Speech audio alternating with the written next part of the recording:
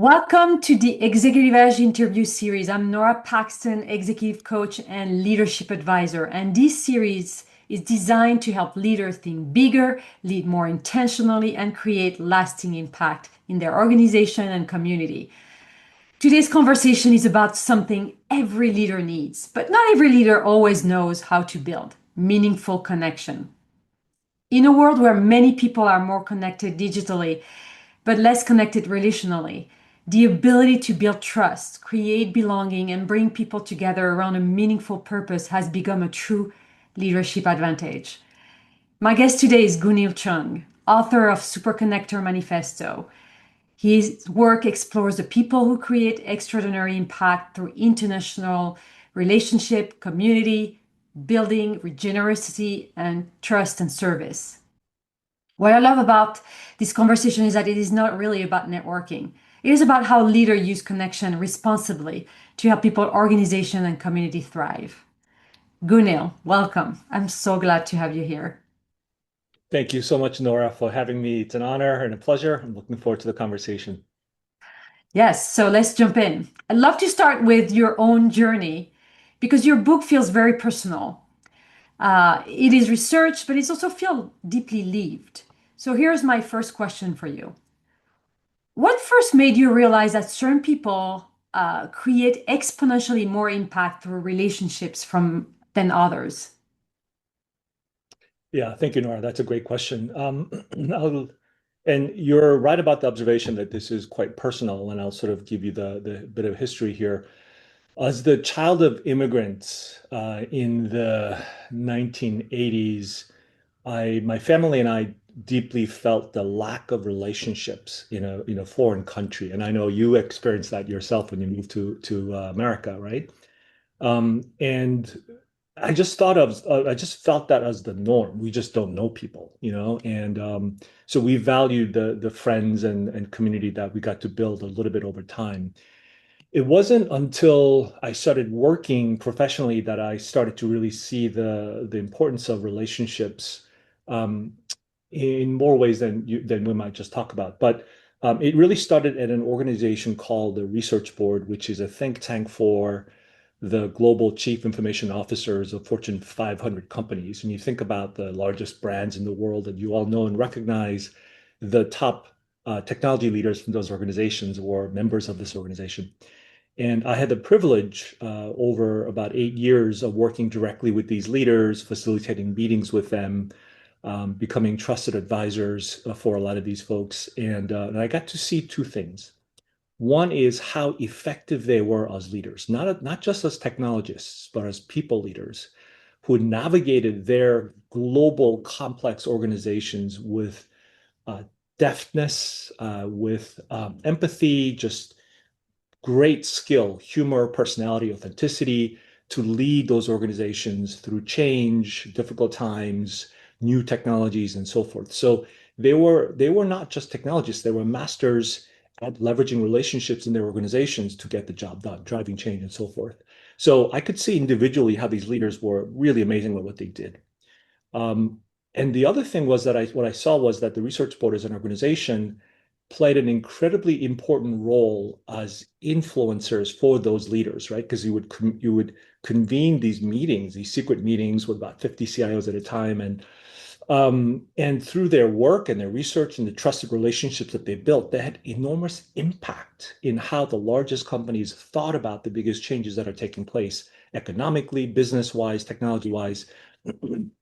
And that was a powerful insight for me and an incredible place to be at, to be the facilitator, the trusted advisor for these leaders. And I could see through my peers and the leaders that I admired how effective they were in having a positive impact for these clients, for the members of this organization. So that was my first sort of view into what a community of purpose and how not the executive leader per se, but the facilitator, right? The community builder could have an outsized impact on organizations and the world. So that was my first foray into relationships and the power of community to help drive change and have a positive impact.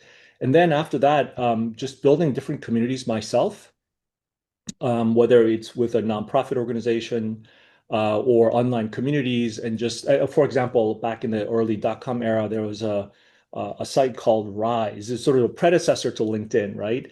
And I wound up creating a community of about 10,000 entrepreneurs that joined, and it just almost became a full-time job. But I could see how, as a facilitator and community builder, I could have a positive impact in the lives of these folks. I don't know if any of the folks that were on Rise back then remember me, but that was a fun time. So it was experiences like that that started to show how, again, relationships, community facilitation, and so forth could have a positive impact. And then after that, and this would be the last point about this, I've gone through ups and downs in my career, as anyone does. And I didn't really see myself necessarily as going after that C-level job. I need to be the chief marketing officer or the chief customer officer. I felt more drawn towards the behind the scenes facilitator role. But there aren't that many jobs like that out there. There aren't that many, like roles that I could look to and say, yeah, these are the exemplars that I want to follow. And when I hit a bit of a wall in my career about a decade ago now, I started doing research into people that I called super connectors, right? So people called me a super connector, but I thought, well, if I'm a super connector, but I'm feeling stuck, I'm not doing something right. Like I'm missing something. So what can I learn from others that are excellent at this? These are folks like Gamil Grant over at Mayfield. Hi, Gamil. He's fantastic, right? And you know him and others like that are superlative at what they do, and they're very generous with their time, and they build incredible communities. So I interviewed these folks, I interviewed you, and many others, and that's when I learned what super connectors do to really bring that power to their work and their lives. So that's been my progression so far. Yeah. Yeah, and that leads perfectly into something that I think maybe many leaders need to hear, Gunil. A lot of people still confuse connection with networking. So what do most leaders misunderstand about connection and networking today? Yeah, another great question. I most people I talk to really do not like networking. It's I think some of the characteristics that are associated with networking or the term networking and the sort of behavior around that, some of the characteristics are it's transactional, it's surface, it's not deeply human, it's yeah, it's in order to get something, I might be looking for a job, or I might be looking for a client, or I might be looking for a partner. Like there's something that the other person is trying to get to or get and have, and that's why they're networking, right? I think in the best cases, networking is to meet peers and make new friends, et cetera. But again, I think it tends to be at a surface level, and it is sort of me oriented. What I've seen superconnectors do is the sort of the flip of that, which is that they convene people, they bring people together in order to help those individuals to thrive, right? So it could be making one-on-one connections. Hey, Nora, you should meet this person. Or it could be creating a community to take collective action, or it could be leveraging a community to drive them towards a positive goal that you're working on, or it might be working as an ambassador, bringing different communities together. It's about strengthening and enriching the community around you, the people in the network around you. And that is not for me. I mean, I might benefit, right? But it's about the people around me. And it's been incredible to see how superconnectors actually really genuinely do this. And my book has many examples, and there are so many other examples that I didn't write about because I didn't have the space for it in the book. But they genuinely care. They're givers, not takers. They're really curious about other human beings, and they just thrive on making connections for other people. So I think the again, going back to a question about networking, it's not surface level, it's meaningful, genuine, human. It's not transactional, it's relational. It's, hey, I'm really curious about you. What do you do? What are you all about? And asking questions like what's your why, and really getting to know people in a meaningful way. And then making the effort to really cultivate that relationship over time and deepen that relationship over time. Um, one other thought. One of the things that superconnectors do really well is introductions. When they make introductions, one of the lessons I learned from superconnectors is they make it a love letter. So when they connect two people, it's I'm writing to connect the two of you as we talked about, and I'll talk about person A in a way that is so meaningful and personal and loving. Like, this is why I think you're so great. And then the same thing with the other person. And then they'll articulate, here's why I want the two of you to meet. Like, here's the purpose that will benefit both of you, right? As opposed to I'm running to connect the two of you. Done. Like like that's missing that human element. So it's going to that level of effort to show care about the individuals, right? So hopefully that answers the question of what's the difference between networking and building meaningful relationships. It does, and I have to be so honest, Gunil. I mean, you brought more significance to the meaning of connection to me, at least for me, and when we met for the first time, and I didn't look at it that way. But definitely helped me look at it more deeply, even though I realized I was doing it because you helped me see it. I did not looked at it that way. So thank you, definitely. So you have not only studied this, but you have lived in it in different leadership environments. So I'd love to connect the ideas from the book back to your own career, if that's okay. Sure. Looking back across your leadership career, and you mentioned it briefly earlier, what experience most shaped how you think about influence, trust, and community?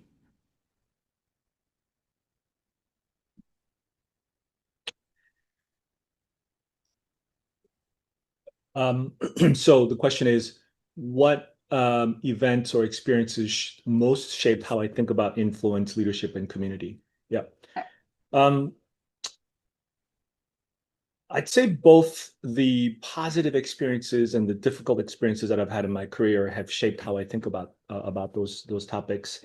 Um, One of them was learning to follow my North Star and having the courage to do so, right? And one of them is to say that I am just genuinely curious about my customer. And I don't know where that's going to take me, but that's just my path, right? I started out as a software engineer, and my colleagues back in the day will note that I was not a very good software engineer. I just didn't care that much about writing code and the code itself. And there are brilliant engineers who can write beautiful code.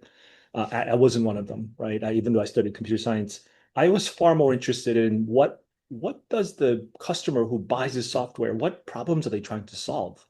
And what's their business and what are they trying to do? I was far more curious about that. So I wasn't sure where that path would take me. And going back to the point about being an immigrant, I didn't have parents, grandparents, uncles and so forth, and friends of parents who could show me the way and give me advice. So I kind of had to stumble my way through this. But I just had this indication that the customer and being customer centric was my North Star. So I kind of followed that.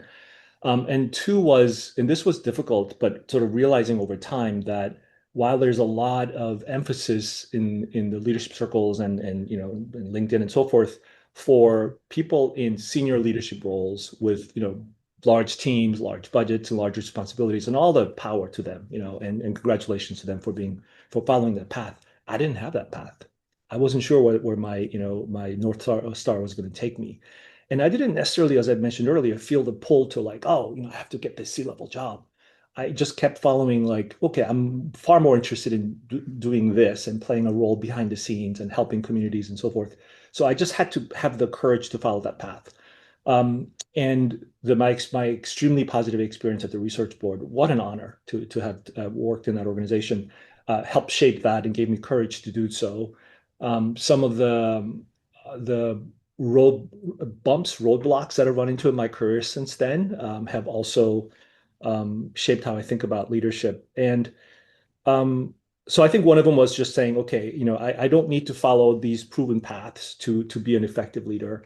And then seeing how other super connectors have incredible impact in the world through the roles that they have and learning from them and following that path. Um, yeah, maybe this needs to be edited a little bit, but I feel like another point here that I want to emphasize, and I can't quite sort of put my finger on it.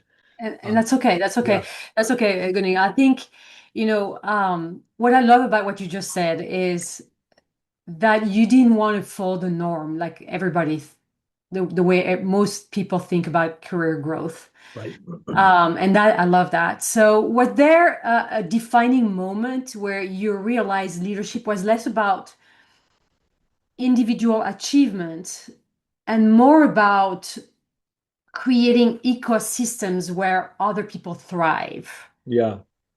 Yeah. And was that moment when you were part of this group? Yeah. Yeah. Um, yeah, so I'd say that, so I'll give a more of a personal story here. I grew up um I grew up being taught to excel, right? Especially as a child of immigrants, was always about, like, it's not enough to get A's. You have to get A pluses. You have to be in an honors class, and you have to be the best at what you do, and sort of in a very critical environment. And so at work, I tended to be critical of myself and of others. I had, very high demands and high bar and expectations. And especially when it came to the customer, I had very, very high expectations about how one should show up at work and so forth. And that expectation translated to not just to me, but to those around me. And I set those expectations on them, and I judged harshly.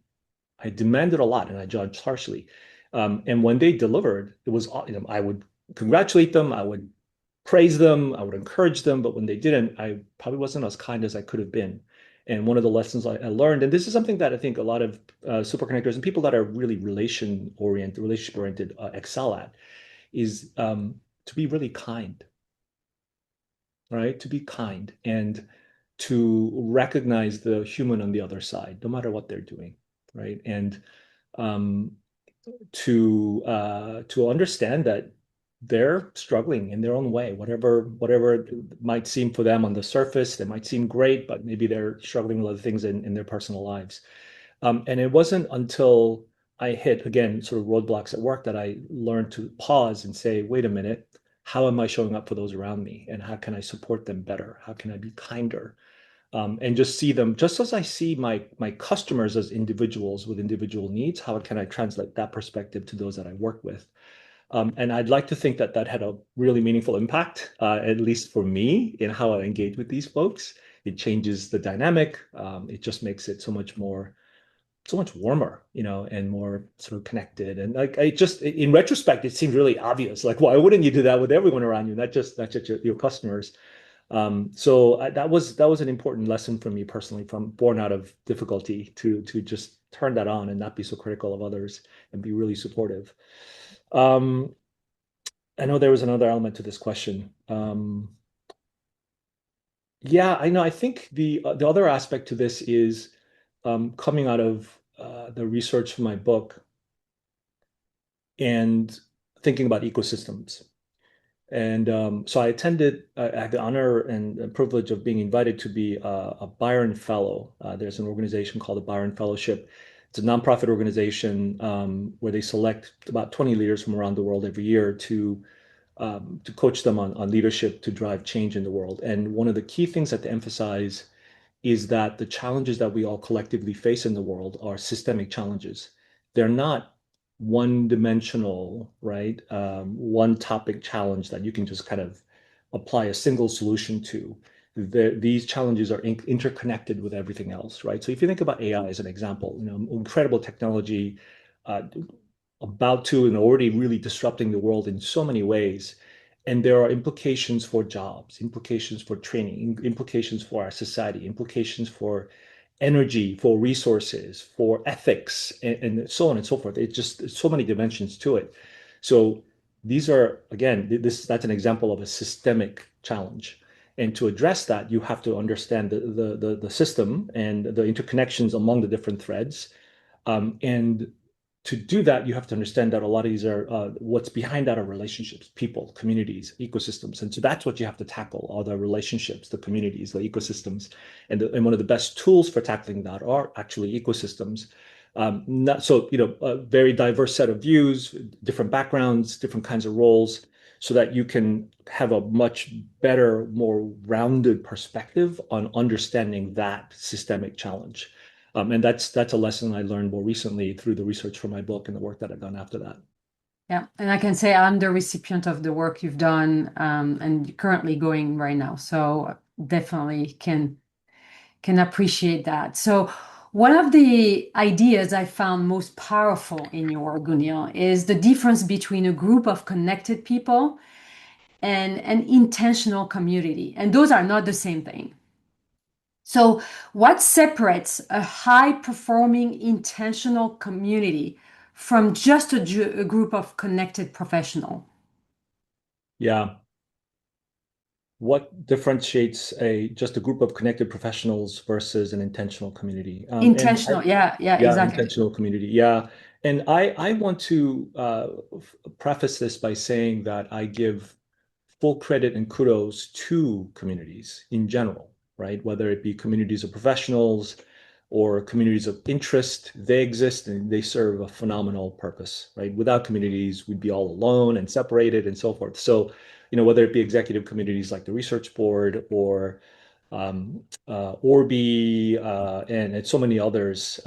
For technology leaders, there are communities for CEOs, CFOs, CHROs, you name it, right? For like legal, like lawyers, and of course there are communities of for fun and interest and so forth. So, and I'm part of the dance community in the Bay Area, right? So like these are fun, right? So, full kudos to the communities that already exist. The opportunity is to create a different kind of community that goes beyond that to say, right, more than just professional help, like helping one another, or more than just gathering to have fun, we can rally a community towards collective action, to do something positive, to have an impact.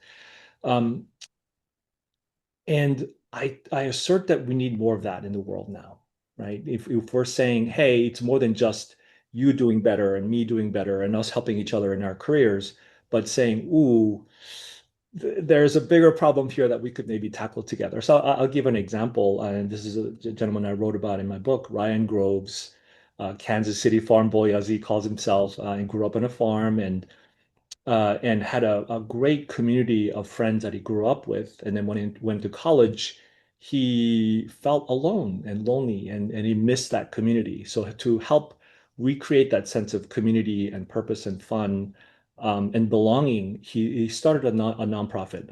If I remember correctly, I think it was called the Wishing Well Foundation. But the nonprofit was all about bringing water to communities where they didn't have clean water.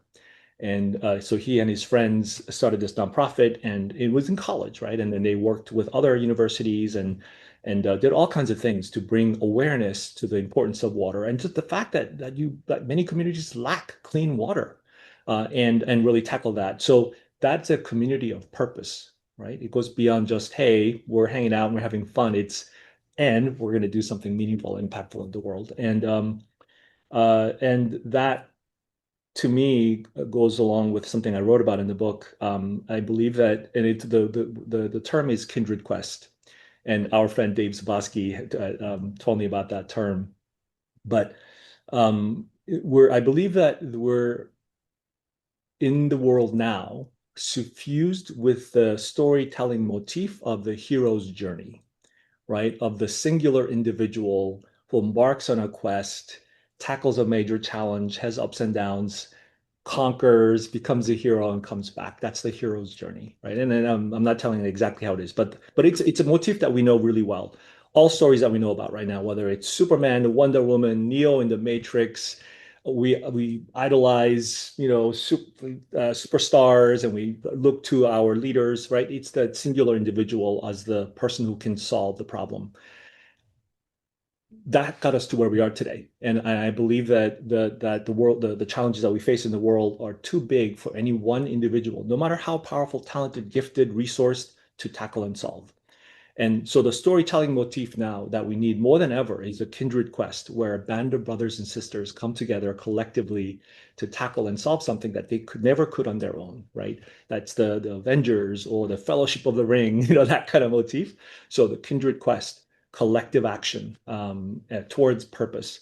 And what's powerful is communities exist as they are. It's like kinetic energy, right? It's a dormant energy, right? It's potential energy. But if you can harness the power of a community or multiple communities towards collective action, that potential energy becomes kinetic energy. that wasn't there before. You just unleash something, and that you can do over and over and over again to again to help to start to address the challenges that we have. And I want to just emphasize this is not a new idea. Like this has been going on for some time. I'm just highlighting it and saying, hey, we could be doing more of this, right? So so I think that's the key difference between sort of the traditional communities and which are wonderful compared to communities of purpose where you can rally communities towards collective action. Yeah, and I love Kindred Quest. Isn't that great? Yeah. I know it's a great, amazing term to explain that. So this connects to something leaders are feeling inside organization right now, and I'm working with a lot of them, and that's what I see.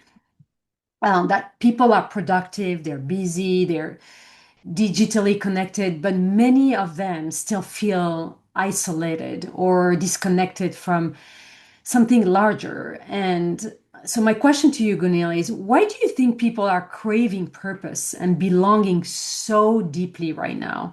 Yeah. Yeah, that's a great question. You ask great questions. So, I thought I was alone.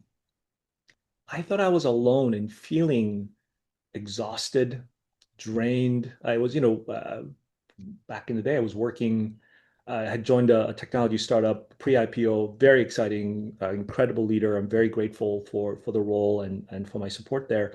And because I was so I believed so much in the mission and I wanted the company to be successful, and I still do. I would work from like 5 in the morning till 9 p.m. Part of it was because of the commute, but part of it was because of the work and how excited I was and the responsibilities that I had. But I'm not alone, is the point, right? That I know other folks that work round the clock. You get exhausted after a while, right? You get really tired. And you sort of neglect that. I know, so I'll speak for myself. I neglected myself, my health, my family, my relationships. Um, and after a while, you just get burnt out. And so I felt really alone and feeling tired, burnt out, um, and feeling like, where are my friends? Where's my community? And when I hit a personal wall, going through my divorce and all the challenges around that with my kids, it's a very, very scary time. So all these things coming together, I just felt alone. And in my research for my book, I talked to a lot of people, many folks whom I didn't know at the time. And part of that included speaking with business executives, technology leaders, and so forth, not just quote unquote super connectors. And I began to see that I was not alone, that a lot of folks also felt this way. And one of the things that the super connectors helped to fill was this need for community, for belonging, and for purpose. And that was sort of my experience and what I saw. And to help answer your question, I think that um, to the reason why we as human beings feel that way is that we're all sort of really consumed with work, trying to make a living, make ends meet. So we're tired. We're disconnected from each other, partially because of technology, and I believe social, mobile, et cetera, technology really hinders genuine human connection. Um, and related to that, we no longer have the third place, right? There's the home, there's the work, the office, and then the third place. In many cases, it used to be church, or it could be, a club that you belong to, right? But that's missing. So where do we go for that sense of belonging? If you're disconnected from your family members because you're working all the time, right? And if you're like I don't know, like maybe don't have the like I did the best relationship skills to build the best relationships at work. If you're not feeling really connected there or engaged there, or like you belong, you feel disconnected there, right? Technology isn't helping, and you don't have a third place to go to. So I think we as a society have come to a place where we're more disconnected from each other than ever. So we feel alone and we are exhausted.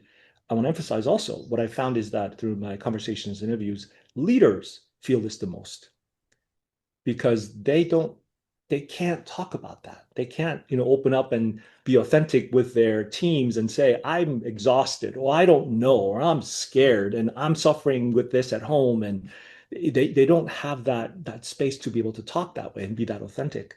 So they're even more isolated and they have the biggest responsibilities. They're dealing with crises, huge goals like teams and budgets and boy, oh boy, right? So I think leaders especially feel the pressure and feel alone. And in that context, you're, I think, starving for community and connection and authenticity and belonging. And I would like to think, after a while, you start to go, what's this all about? What am I doing this for? And is there an opportunity for me to do something more meaningful? And at the end of the day, that's that's really human, isn't it? Like you talk about the Maslow's hierarchy of needs and self-actualization at the top, or if you think about Dan Pink in his wonderful book Drive, and how autonomy, mastery, and purpose are the intrinsic human motivations that go beyond money, and money brings you to the table. But these are the intrinsic motivations that drive performance and engagement and happiness and well-being. So I really believe in those concepts. So at the end of the day, I think if you get past the, hey, I need to make money to survive and so forth, you wind up with that question. And lastly, I met a lot of leaders who have done well and are sort of switching their careers to the next stage, and they finally get the opportunity to ask, okay, what can I do? How can I give back? What's a greater purpose that I can serve? What's my why beyond just, caring for my family? So I think just, as a society, we've just come to the point where we're just starved for connectivity, community, belonging, and purpose. Yeah. And you're spot on, Gunil, and which connect me to one of the strongest themes in your book, which is generosity. And here's my question to you, Gunil. Why do the most influential leaders often give value away before they ask for anything in return?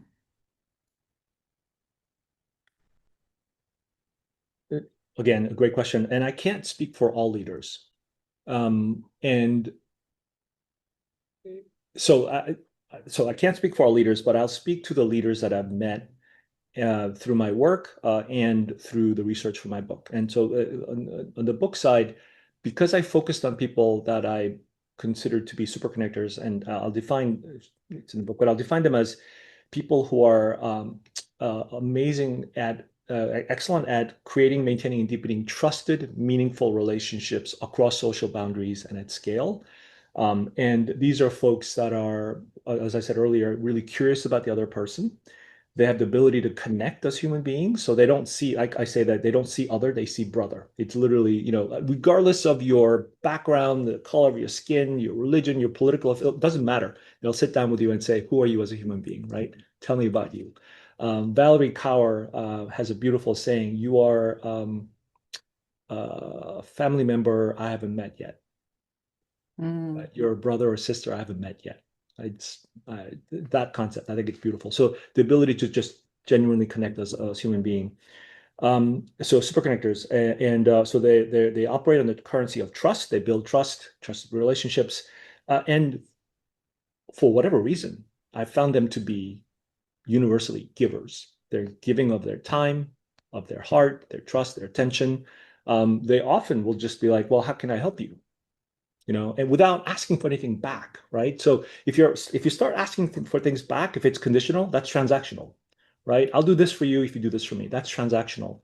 And not to say that they don't transact, but when they build those relationships, it is not with that transaction in mind. It's with what the other person in mind, right? So they're just givers. And to the person, again and again, like Tony Lang is an example of an executive recruiter who spends so much time helping leaders, just developing, cultivating relationship, helping them to grow. Maybe that'll turn into a business later on, but he doesn't care. He just does that, right? Eric Larson, who's the president of ABC Company, they told me about how he made it a point to talk to his customers and add value over and over and over again. And maybe 1 out of 10 times he would say, "Hey, can you help me with something?" Right? So it's just how they were wired. That's how they think, how they operate. So they're just givers. They're just generous. Um, and if you sort of step away from super connectors, just human beings in general, I think we prefer to be with people that are kind and generous and giving, rather than extractive. And uh, it's not to say that there's the book Givers and Takers, right? I can't remember the exact title, but not to say that the other approach isn't successful. It works, right? You focus on what you need and you go after it, and it's great. What's the impact of that longer term? And I think there is an alternative, which is to think about being and just be genuinely generous, authentic, and caring about the other human being. And I think it builds a different kind of a relationship that can last over time, right? One of the things I learned, and I sort of internalized when I spent time at Salesforce, and they had amazing leaders at the time. I'm sure they still do. Was the idea that in sales, sales is not just a point in time activity. That even when you lose a deal, you can still build amazing relationships with them, be gracious in defeat, be grateful, and that behavior, when you're focused on just that human being and not just a transaction, that behavior can translate to something more meaningful later on, right? And I loved seeing that in action in that organization. So that's just more of a sort of a practical example, um, but thinking longer term, thinking about the human being and being generous and giving, not just extractive in the moment, I think has uh, different set of benefits down the line. Yeah. And these are the relationships that are usually everlasting and they survive Yes. everything. Yes. And Yes. yeah, and that's the point that you brought us earlier on connection versus networking. So uh, there is also a serious side to this conversation, and influence. I really believe influence is very powerful, and any powerful tool can be used well or poorly. Yeah. And so, what I appreciate the most in the book is that you don't ignore that in your book. So, how can leaders tell the difference between building a community that serve people versus building a community that to monetize people? Yeah. Again, a great question. I think there are actually two elements to it, and I'm going to address both. So one is the question that you're asking, which is how can you tell the difference between a community that is there to serve versus a community that's there to monetize? The second is the idea that you can build a community not just to serve, but to harm society. Yes. So I'll address both. The first one, it's a challenge because at the end of the day, oftentimes if you're putting the effort into building a community, that is time, oftentimes money to to do that. If you're hosting an event or if you're spending time yourself or if you're, hosting a dinner like you do, that's time and effort and money, right? How do you sustain that if you're not getting paid to do it? There has to be something there to make that sustainable. You can do it once or twice, but to sustain it over a long period of time is not easy. So there is a need, yeah, there's a need to sort of monetize it somehow. So that's a bit of a pressure that's sort of built in. Um, and so I don't want to take away from the importance of financial and other resources to help the community to grow and to thrive and be sustainable. But what's the why? What's the why behind it? That's the thing, right? So if the founders, the facilitators, the community builders are there to say, we have built this community with this goal in mind, and they're clear about articulating that goal. It could be, I don't know, it could be maybe saving the local forest or like building a park nearby, or maybe it's tackling sustainability in the world and getting rid of the plastic island in the ocean, like whatever the topic might be. If they're clear on their why and they're consistent in their actions in supporting that why, so they're not just, BSing it, right? Um, that you can feel that, you can see that, right? You can see that in action. And there may be, some membership fees or donations that they seek or, whatever, but to help make it work. But you can tell what the why is through their words and their actions. Um, if the community exists just to monetize, you're going to feel that. You're not going to feel that sense of like, like this is what they're trying to do. And who benefits at the end of the day? Who really is, the beneficiaries of this community? If it's just the founders or just the people who work there, you can tell, right? Or if you see the members thriving and getting impact value and so forth, and they're what's the nature of the relationships? in that community. I'd say that's another thing that you can see. If it's purpose built, people are engaged. There's a different level of like lit up, right? Heart, friendship, laughter, stories that they share, right? That social connection and bond that's deep. And there's something magical about that. You can walk into it and be like, whoa, this is a special community. What's happening here, right? Because people are engaged at the highest level, and there's trust and love and friendship, and it just feels wonderful. But if it's really if you don't have that, you're going to lack that sense. And so if it's just monetizing, people are, I think I'm going to be a little, pushy in saying this, but I think if the community is there simply to monetize, you're going to attract people that are there to extract, that are there to monetize themselves, right? Whatever they want for themselves. And you're going to feel the transaction. You're going to feel that nature. And so if you have choice in what community you want to be a part of, well, you make that choice yourself, right? So that's, I think, the answer to your first question. The second one around community and the impact of community for good or evil. Um, and this, I write about this in the last chapter of the book. One of the best super connectors out there, Charles Vogel, um, really pressed me on this. He said this is an important point to make. So all thanks to Charles for highlighting this. What Many of the folks that I talked to when I interviewed them, or just because they're curious, they would ask me, "Hey, can you use the power of a super connector to build community, leverage community, to advocate for people, to bring different communities together? That skill set, that superpower, can you leverage that for evil?" And I thought, nah, that's not possible. Like everyone I've met are incredibly generous, positive human beings who care. But I thought about it more and I realized, well, what about the KKK? Who organized them? Who were the people that organized the Nazis back in the day, right? And like, or if you think about terrorist cells, who organizes those? Who recruits those people? I, you know, so it sort of became evident that this skill set can be morphed to do harm in the guise of good, maybe for a subset of people, but for the broader society, maybe not so much, right? And so it became evident so the analogy that I made is that of a doctor, right? Doctor can have the trained physician has the skill set to heal, right? And surgery and so forth. But they could also do harm, right? It's really about their own ethics and their goals and so forth. So in a similar way, a superconnector with a skill set can rally people towards positive goal or not so positive goal. Um, and I shied away in the book from calling certain things evil, though I think some things clearly are evil.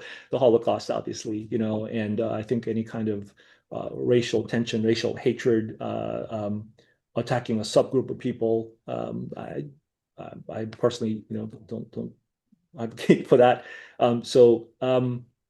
But other times it can be a little bit gray. So I assert that if you're doing things with a community and rallying the power of community to benefit as many people as possible, I'm saying thank you.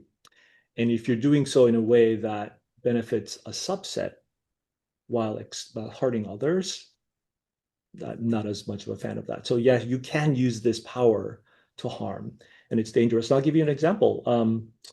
One of my favorite interviewees, Arno Michaelis, he's an activist for peace, for racial harmony.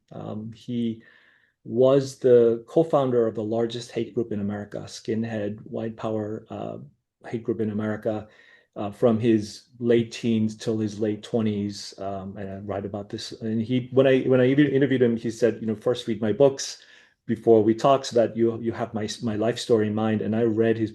I was in tears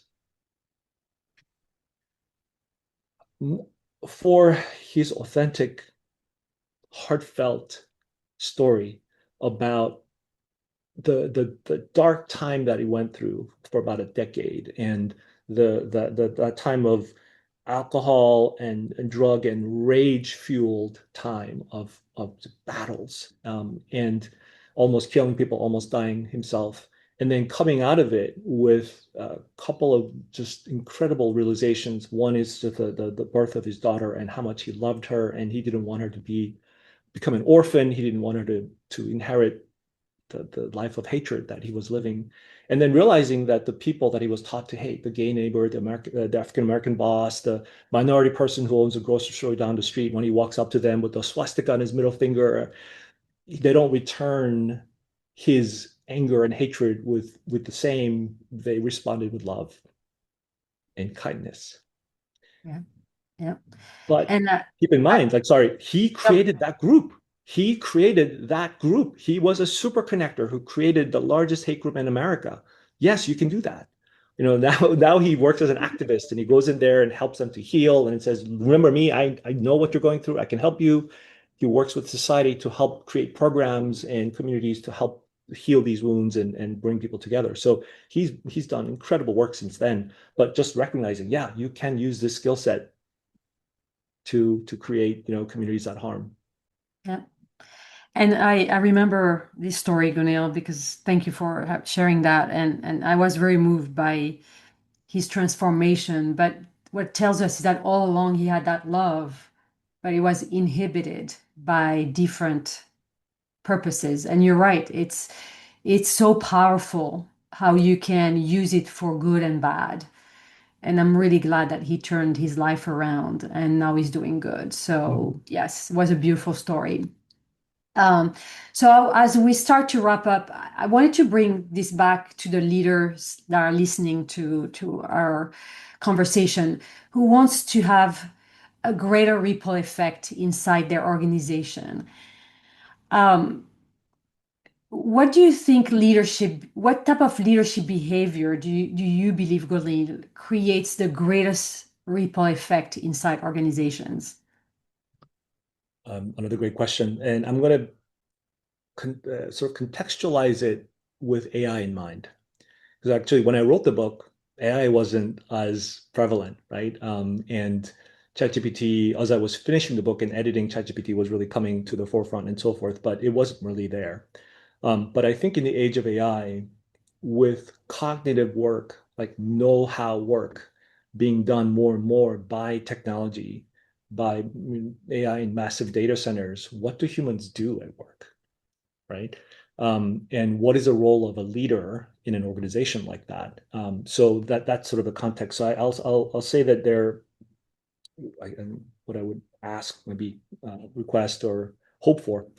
Um, One is sort of going back to the book. If you are a leader who sees a super connector in his or her team, I would ask, support them, recognize their gift for what it is, right? It may be different from what you might normally see, in leading large teams and so forth, but they play an incredibly important role in helping to bring communities together within companies. So there's this terrific body of work called the Organizational Network Analysis, led by people like Rob Cross and Michael Arena. And I wrote about Rob Cross in the book. But it uses a data-driven approach to understand how people actually communicate, collaborate, get information, get resources, and so forth in organizations. So it's not a hierarchy, it's how do people work? How do the people collaborate? And their work has shown how connectors, these super connectors in organizations, can help hinder if they're not being used effectively or enable, right? If two companies are getting merged, or if you're trying to collaborate across time zones and differences, or if you're trying to do work that is cross-functional, these bridgers, these connectors in organizations play an incredibly important role. And I know many of the leaders that I've worked with recognize that. They know these people, right? But now we have a term, super connectors in organizations.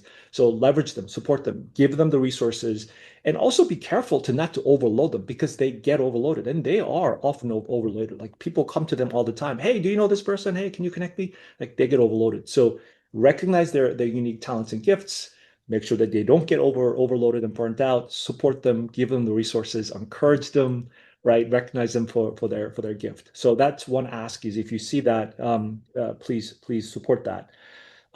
If you recognize yourself or identify yourself as a connector, a super connector, as a leader, I would say lean into that, right? That's the advice I was given from the people that I interviewed. Um, what does it mean for you? Like, what archetype are you? Like, think about how you can further benefit the organization through your skill set. Are you a chief information officer, chief marketing officer, head of revenue? Are you a COO or head of HR? How can you leverage your gift and talent as a super connector in building meaningful relationships, trusted relationships over time, across social boundaries, across distances? Building community in your company, right? So those are like, if you identify as a super connector in your organization, lean into that gift. Think about building communities, ecosystems, connect with other communities. So it's not just in your organization, maybe reach outside of the organization, connect with other communities, other leaders, and help bring. And that's one of the things that an explorer, and one of the archetypes in my book, does really well, is they'll go outside of their home base, their home community, somewhere else, and come back and say, look what I found. Look at this amazing resource, amazing person, or insight, or or tool that we didn't have access to before, because that's what they did, right?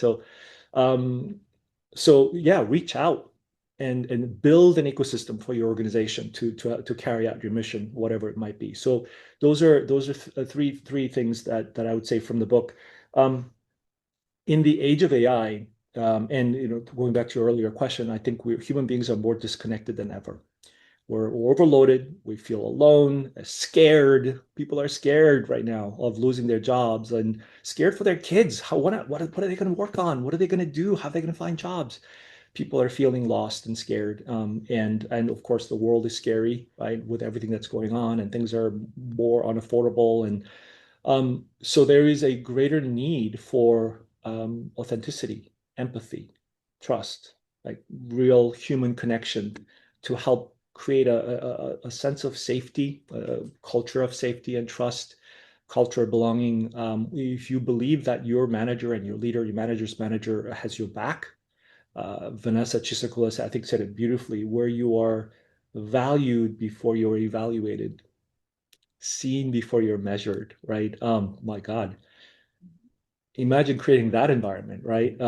So I think there is a need for that more than ever. I've also read and heard and had conversations about how leadership now is more about creating community and also bridging, right? It's so, as a leader, you know a lot of folks, you might know people and skills and SMEs that others might not know about. So you can be that bridger and help make those connections for your team, right? So I think Gartner had this study some time ago that said that there are four different types of managers, and the most effective are the connectors. Uh, as I was researching for my book, that sort of really resonated for me. So I would assert that that's a role that leaders can play more in the age of AI, when people are feeling lost, alone, and disconnected more than ever. Yeah. And I would say yes. And this is the most powerful force that we have human today. And we need to tap into it more, even more so than ever today. So I'm going to ask you one last question, Gunil, I promise. And this is a question that I typically ask the CEO and senior leader that I coach. Uh, what does thinking bigger mean to you personally at this stage of your leadership journey? So if this is a personal question to me, um, there are two things I'll say. One is that I articulate my mission in life as to create a world that is more inclusive, habitable, and loving for my daughters. I have three daughters, and I can see project out a number of years, and I can see myself on my deathbed looking at my girls and saying, in one scenario, I'm saying, "Good luck, girls. World's a mess, and I don't know what to do. Good luck." And in the other, the world might still be a mess, but I can look them in the eyes and say, "I love you. I will always be with you. And I've done everything I can to help to make the world better for you." And I thought about what that means. And the three areas that I always sort of continue to come back to is that it's more inclusive, so that they don't feel less than because they're women. They don't feel other because they're biracial, or whatever else that they might be, that they don't feel excluded, that they feel we're all human beings, right? So inclusive. Habitable, oh my God. Like, right now, Canada, right? The fires and all the fire and ashes coming down to the US. I read an article about how skies are turning orange in the Northeast. I mean, where do we live, right? So habitability, I think, affects everybody, regardless of your political inclination. So I think habitable, and then fundamentally, I think it's about being more loving as human beings and really tapping into that. I think that we all that's our DNA. All human beings have that at our core. Just a matter of tapping into it and what's sort of hiding it. So how do we help create a world that's more loving? So that's my, and I don't know how to do it. It's so massive, right? But if I keep that in mind, I think it keeps me grounded, hopefully, in not just my day job, but also what can I be doing in my off hours to help make a positive impact in that regard. So that's one. And then the other is I'm coming back to something that I used to do that I've done in the past. This idea of that we call the failure club. Back in my youth days in New York City, I was going through another rough time and I felt really down. And my friends and I got together and we all came to the table with something called a failure project, where it had to be something that we were so scared to do, right? If you're shy, the idea of like being on stage and singing, I'd go, oh my God, that's really scary. Like something like really scary, bold, right? But one where you believed, I just knew that if you could do it, it would change your life. Like it would like literally dramatically change your life. So it had to be meaningful and scary as heck. And you have to commit to giving it your all, right? So the 10 of us got together and we'd meet regularly and we'd hold each other accountable. Like, how are you doing? Why haven't you done anything about it, right? Why are you stuck? How can we help you? So we held each other accountable, we pushed each other. And at the end of the year, if you were successful, we give you a pat on the back. Like it's like, look at that. You didn't think you could do it. You were so scared and you did it. Congrats. That's it. If you gave it your all, like just everything you got and you went after it and you failed, then we celebrated you because then you actually went beyond your map, right? You went beyond the edge of your current abilities. It doesn't mean that you failed forever. It just means that you've gone beyond your current skill set or ability or whatever it might be, and you grew as a result. You saw new things. You went off the map.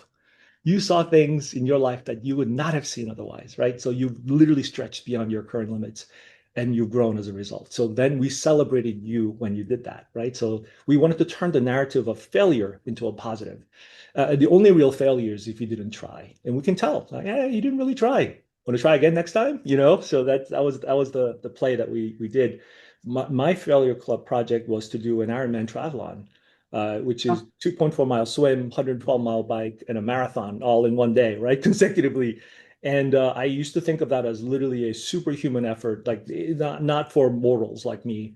And when I started, I couldn't even swim. I was doggy paddling. Like I swam as well as a brick, I used to say. Yeah, and I've done two since then, right? So it changed my life. I thought it was impossible. It changed my life. It changed how I thought about what's possible and what's not, my own abilities if I really put my sort of mind into it. And like anyone can do it, right?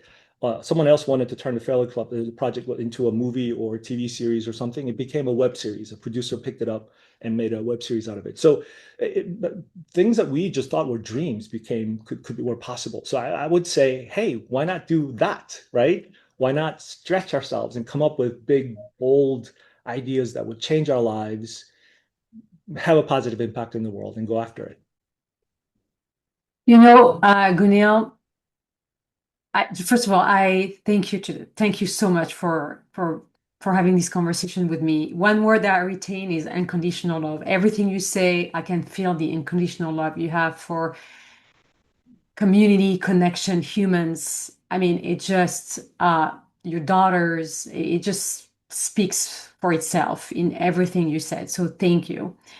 But what I'm taking away today from our conversation is that connection is not a soft skill. It's a leadership capability. And when it's built on trust, on generosity, on purpose, and service, it becomes one of the most powerful ways to leaders can create lasting impact. So for everyone listening to our conversation, I encourage you to read Gunil's book, Super Connector Manifesto. and reflect on this question. Am I simply building a network, or am I building trust, belonging, and impact? Gunil, from the bottom of my heart, thank you again for being part of the Executive Edge interview series. And thank you, everyone, for joining us. I am Nora Paxson, and I'll see you next time.